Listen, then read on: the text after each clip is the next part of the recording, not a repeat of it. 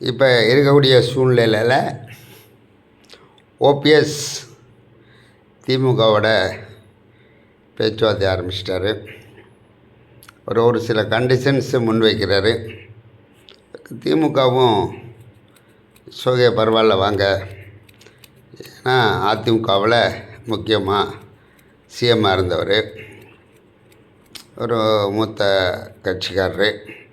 அதனால் ஒரு சில கண்டிஷன்லாம் ஓகே பண்ணியிருக்காங்க. 2 நாளில் ஓபிஎஸ் வெளிப்படையாக திமுகவுக்கு வந்துடுவார்.